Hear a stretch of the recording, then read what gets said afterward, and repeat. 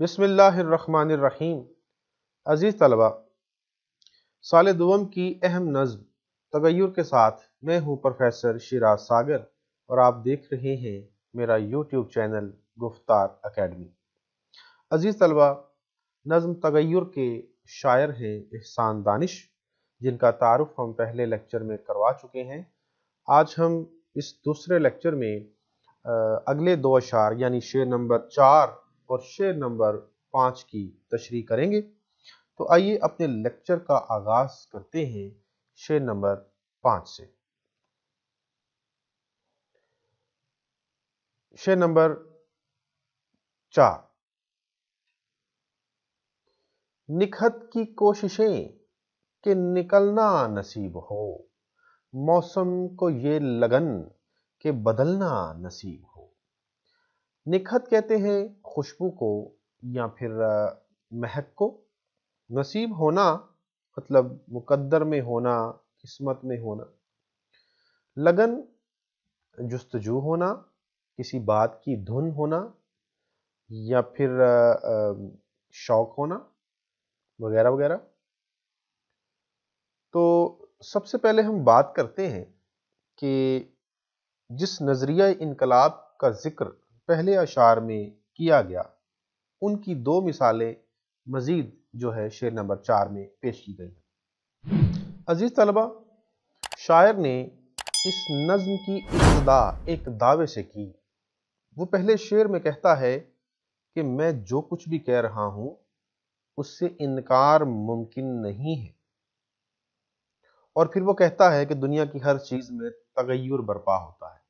پھر اس نے کچھ مثالیں دی۔ اس نے کہا کہ ہر رات صبح ہونے کے انتظار میں ہے اور ہر آواز اس بے قراری میں ہے کہ وہ خاموشی میں بدل جائے۔ پھر اس نے کہا کہ موسم بہار گلستان کی جانب رواں دواں ہے اور ہر پتی کا سکوت ایک فسانہ ہے۔ اب اس نے اپنی ہی بات کو آگے بڑھایا ہے اور اب دو مزید مثالیں پیش کر کے اس نے یہ ثابت کرنے کی کوشش کی ہے کہ واقعی ہر چیز میں تغیر ہوتا ہے۔ تو اس میں اس نے دو مزید مثالیں پیش کی۔ ان میں سے کیا ہے جی؟ سب سے پہلے اس نے کہا کہ دنیا کی ہر چیز مقام تکمیل کو پہنچ کر اپنا اظہار چاہتی ہے۔ مثال کے طور پہ اس نے یہاں خوشبو کا تذکرہ کیا۔ اور بھی دنیا میں ایسی چیزیں ہیں جو اپنے وجود کا اظہار چاہتی ہیں، اپنے آپ کو منوانا چاہتی ہیں، اپنی شناخت چاہتی ہیں، یا پھر جو کچھ بھی ان کے پاس ہے اپنی صلاحیتوں کو ان کو منوانا چاہتی ہیں۔ تو یہاں خوشبو کا ذکر آ گیا۔ ہم خوشبو کے حوالے سے بات کریں گے۔ خوشبو نکلنے کا عمل جو ہے یہ پل بھر کا نہیں ہوتا، اس کے پیچھے بھی ایک لمبی کہانی ہوتی ہے۔ مثال کے طور پر ایک بیج کو زمین میں بویا جاتا ہے، اس کو دفن کر دیا جاتا ہے، لیکن وہ بیج وہاں یکسانیت سے اکتا جاتا ہے اور زمین کا سینہ چاک کر کے ایک ننھے سے پودے کی مانند زمین سے باہر نکلتا ہے۔ پھر وہ ننھا سا پودا نشو و نما پاتے پاتے ایک بڑا پودا اور پھر اس بڑے پودے سے ایک بہت بڑا درخت یا بہت بڑا ایک شجر بن جاتا ہے۔ پھر اس شجر میں بے پناہ ٹہنیاں جو ہیں وہ نکلتی ہیں۔ ان ٹہنیوں سے کچھ پتے نکلتے ہیں، کچھ شگوفے پھوٹتے ہیں، ان ٹہنیوں پر کچھ غنچے کھلتے ہیں، کچھ کلیاں لگتی ہیں، اور ان کلیوں میں بند خوشبو جو ہے وہ بے قراری محسوس کرتی ہے، وہ اپنے آپ کو قیدی محسوس کرتی ہے، اس کو گھٹن محسوس ہوتی ہے اور اس کا جی چاہتا ہے کہ اس بند کلی کا سینہ چاک کر دے، یہ کلیاں چٹک جائیں اور میں کسی طرح اس قید سے آزادی حاصل کروں۔ تو وہ اپنی ذات کا جو ہے اظہار چاہتے ہوئے اس سے نکلنا چاہتی۔ پھر کیا ہوتا ہے کہ وقت گزرنے کے ساتھ ساتھ اس کی کوشش رنگ لاتی ہے اور وہ کلی جو ہے وہ اس کا سینہ چاک ہو جاتا ہے، اس کی پتیاں جو ہیں وہ کھل جاتی ہیں اور اس طرح پھول کھل جاتا ہے، یعنی کلی کھل جاتی ہے۔ تو کلی کے کھلتے ہی وہ پھول کی شکل نمایاں ہوتی ہے، اور اس طرح جب پتیاں کھلتی ہیں تو خوشبو کو، مہک کو نکلنے کا موقع ملتا ہے، اور پھر وہ فضاؤں میں ہر طرف پھیل جاتی ہے۔ تو اس طرح اس کی ذات کا اظہار ہوتا ہے۔ یعنی یہ عمل جو ہے یہ ایک طویل عمل ہے، یعنی اس کی قید، اس کا وجود ان بند پتیوں میں قید ہوتا ہے، اور پھر وہاں سے اس کو آزادی ملتی ہے، وہ ہوا میں پھیل جاتی ہے، اور پھر اس ماحول کو، اس فضا کو معطر کر دیتی ہے۔ تو خوشبو بھی مسلسل ایک عمل سے گزرتی ہے۔ جب وہ فضا میں پھیلتی ہے تو پھر آہستہ آہستہ وہ بھی اپنے فنا کی جانب گامزن ہوتی ہے، اور پھر وہ اپنے فنا ہو کر اس دنیا سے ختم ہو جاتی ہے۔ تو یہ ہے جی خوشبو کی زندگی، جو بظاہر کلی سے شروع ہوتی ہے اور ہواؤں میں پھیل کر اس کا اختتام ہو جاتا ہے، لیکن یہ تغیر مسلسل رونما ہوتا رہتا ہے۔ کلیاں کھلتی رہتی ہیں، غنچے کھلتے رہتے ہیں، پھر وہ کلیاں کھلتی بھی ہیں، اور اس طرح خوشبو جو ہے وہ بکھرتی رہتی ہے۔ یہ عمل صدیوں سے جاری ہے اور اسی طرح جاری رہے گا۔ ایک شعر دیکھیے گا: دیکھ لو پھول سے کیا کرتی ہے، کبھی خوشبو بھی وفا کرتی ہے۔ تو پروین شاکر کا بڑا عمدہ شعر ہے جس میں خوشبو کو بے وفا کہا جا رہا ہے، جو پھول سے جدا ہو جاتی ہے۔ پھر ہم دیکھتے ہیں جی کہ موسم بھی تبدیلی کے لیے بے قرار رہتے ہیں۔ تو اس شعر میں پہلے مصرعے میں خوشبو کا ذکر ہے، جبکہ دوسرے مصرعے میں موسم کا ذکر ہے کہ وہ بھی تبدیلی کے لیے مسلسل بے قراری محسوس کرتے ہیں۔ عزیز طلبہ، آپ نے دیکھا ہوگا کہ گرما کا موسم بھی آتا ہے، پھر موسم سرما بھی آتا ہے۔ تو جب گرمیاں آتی ہیں تو اس میں سخت لو چلتی ہے، اس میں گرمی محسوس ہوتی ہے، اس میں گھٹن بھی محسوس ہوتی ہے، بعض اوقات کچھ دن ایسے بھی آتے ہیں کہ حبس محسوس ہوتا ہے، ہوا رک جاتی ہے۔ پھر برسات کا موسم آتا ہے، پھر بارش ہوتی ہے، اور بے پناہ بارش ہوتی ہے۔ پھر آہستہ آہستہ وہ موسم بدلتے بدلتے وہ خزاں کی جانب رواں رہتا ہے۔ پت جھڑ کا موسم آتا ہے، درختوں سے پتے جھڑ جاتے ہیں، خزاں آ جاتی ہے، باغوں کی رونقیں چلی جاتی ہیں، اور پھول، پتے، رنگ، پرندے، تتلیاں سب غائب ہو جاتی ہیں، اور ہر طرف زرد رنگ جو ہے اس کی بادشاہت قائم ہو جاتی ہے۔ لوگ چمن کی جانب یا کسی گلستان کی جانب جانا پسند نہیں کرتے، کیونکہ وہاں پہ بے رونقی ہوتی ہے۔ پھر آہستہ آہستہ کچھ عرصہ وہ جاڑے کا موسم رہتا ہے، انہی دنوں میں دھند بھی جو ہے بعض اوقات جو ہے وہ نظر آتی ہے۔ پھر آہستہ آہستہ موسم جو ہے وہ بہار کی جانب آتا ہے، یا یوں سمجھ لیجئے کہ بہار جو ہے وہ گلستان کی جانب جو ہے وہ واپس آتی ہے، اور بہار کے آتے ہی وہ تمام زرد رنگ جو ہے وہ آہستہ آہستہ دوبارہ سبز رنگ میں بدلنا شروع ہو جاتا ہے۔ کلیاں کھلتی ہیں، پھول کھلتے ہیں، پتے نکلتے ہیں، ہر طرف ہریالی ہو جاتی ہے، خوشبو جو ہے وہ پھیل جاتی ہے، رنگ پھیل جاتے ہیں، پرندے لوٹ آتے ہیں۔ اسی طرح ہر جاندار جو ہے اس موسم سے لطف اندوز ہوتا ہے۔ تو یہ عمل بھی جو ہے صدیوں سے جاری ہے، اور صدیوں تک، یعنی ازل سے ابد تک جاری رہے گا، اور یہ بھی ایک ہر طرف جو ایک زندگی کا نشان ہے، اسی سے زندگی قائم ہے۔ اگر ایک ہی موسم رہے گا تو پھر وہ زندگی نہیں، وہ ایک موت ہوگی۔ یکسانیت کا شکار ہو کے ہم ہر چیز سے اکتا جائیں گے۔ تو اس لحاظ سے یہ موسم کو جو لگن رہتی ہے، جستجو رہتی ہے بدلنے کی، یہ زندگی کی علامت ہے۔ ذرا شعر دیکھیے گا: چلتے ہو تو چمن کو چلیے، کہتے ہیں کہ بہاراں ہیں، پات ہرے ہیں، پھول کھلے ہیں، کم کم باد و باراں ہیں۔ اور ایک اور شعر: پھول ہیں صحرا میں یاں، پریاں کتار اندر کتار، عہدے عہدے نیلے نیلے، پیلے پیلے پیرہن۔ تو ایک منظر کشی جو ہے ایک موسم کی جا رہی ہے، یعنی ایک خوبصورت موسم کی جب پھول کھلتے ہیں تو پھر کیا ہوتا ہے۔ تو عزیز طلبہ اب چلتے ہیں شعر نمبر 5 کی جانب۔ شعر نمبر 5 ہے جی، شمس و قمر کو ضد ہے کہ گھر میں سفر رہیں، بے رنگیوں میں خالق کے شام و سحر رہیں۔ شمس کا مطلب سورج، قمر کہتے ہیں چاند کو، اور گھر میں سفر رہنا یعنی مسلسل سفر میں رہنا، حرکت میں رہنا۔ بے رنگیوں مطلب بے کیفیوں یا بے رنگ ہونا۔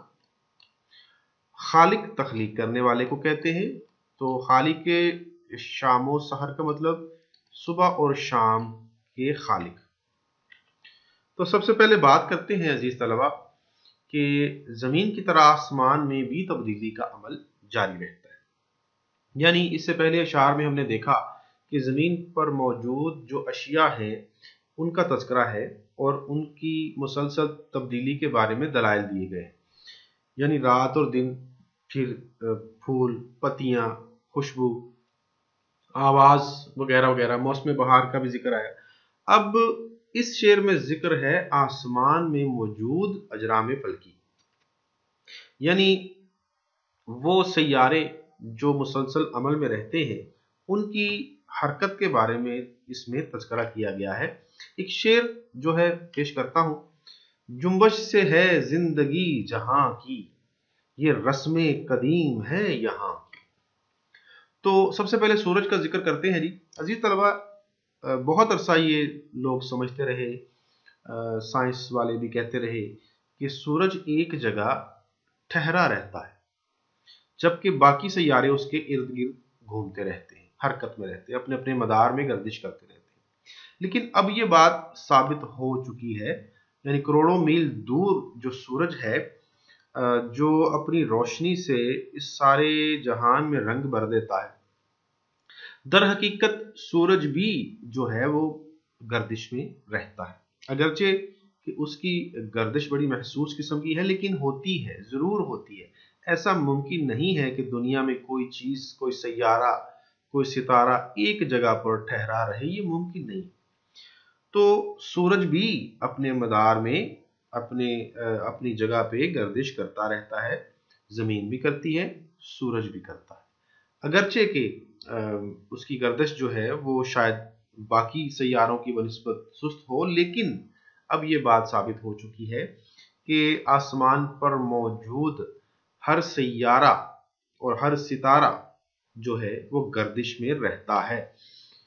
اللہ تعالیٰ کا فرمان جو ہے جی وہ بھی ہم یہاں جو ہے پیش کریں گے تاکہ ایک مضبوط دلیل کے طور پر ہم اس میں شامل کر سکیں۔ اللہ تعالیٰ فرماتے ہیں کہ اِنَّا فِي خَلْقِ السَّمَاوَاتِ وَالْأَرْضِ وَاخْتِلَافِ اللَّيْلِ وَالنَّهَارِ لَآيَاتٍ لِأُولِي الْأَلْبَابِ۔ آل عمران کی آیت نمبر 190 کہتے ہیں کہ بے شک آسمان اور زمین کا بنانا اور دن اور رات کا آنا جانا اس میں عقل والوں کے لیے نشانیاں ہیں۔ اب ذکر کرتے ہیں چاند اور ستاروں کا، کہ چاند ستارے جو ہیں وہ بھی اور باقی جو سیارے ہیں وہ بھی اپنے اپنے مدار میں گردش کرتے رہتے ہیں، اور مختلف صورتوں میں آپ نے دیکھا ہوگا کہ بعض اوقات ایسا بھی ہوتا ہے کہ کچھ سیارے ایک بالکل آمنے سامنے آ جاتے ہیں، جیسے کہ سورج اور زمین کے درمیان جب چاند آتا ہے تو سورج گرہن لگتا ہے، اور اسی طرح جب چاند اور سورج کے درمیان زمین جو ہے وہ آ جاتی ہے تو پھر کیا ہوتا ہے، پھر چاند گرہن لگ جاتا ہے۔ تو اسی طرح جو ہے آسمان میں موجود تمام سیارے جو ہیں وہ ہر وقت گھر میں سفر رہتے ہیں، مسلسل تبدیلی کے عمل سے گزرتے رہتے ہیں۔ اسی کا نام ان کی زندگی ہے، ان کی زندگی اسی کے دم سے ہے، ورنہ اس دنیا کی ہر چیز بے کیف ہو کر رہ جائے۔ تو اب بات کرتے ہیں کہ رات اور دن کے خالق کون ہیں۔ تو یہی اجرام فلکی جو ہیں یہ رات اور دن کے خالق ہیں، یعنی ان کی گردش سے ہی رات اور دن جو ہیں وجود میں آتے ہیں، ورنہ شاید یہ ہو نہ سکے۔ حقیقت تو یہ ہے کہ اندھیرا جو ہے وہ سورج کی جو روشنی ہے اس کی غیر موجودگی کا نام ہے، لیکن چونکہ شاعری ہے تو شاعری میں شاعرانہ انداز میں ہم کہہ سکتے ہیں کہ جب سورج ڈوبتا ہے تو اندھیرا جو ہے وہ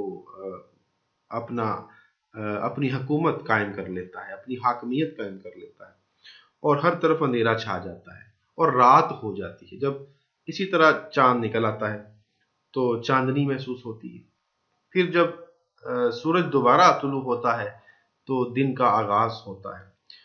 یقین کیجئے کہ اگر مسلسل رات رہے تو ہماری زندگی کی ساری رونقیں ختم ہو جائیں، ہماری زندگی کی ساری رنگینیاں جو ہیں اور جو سرور ہے اور جو لطف ہے وہ سب غارت ہو جائے، ہر چیز بے رنگ ہو جائے، بے رونق ہو جائے، اور ہماری زندگی میں حرکت و عمل جو ہے وہ نہ ہونے کے برابر ہو، بلکہ سب کچھ ختم ہو جائے۔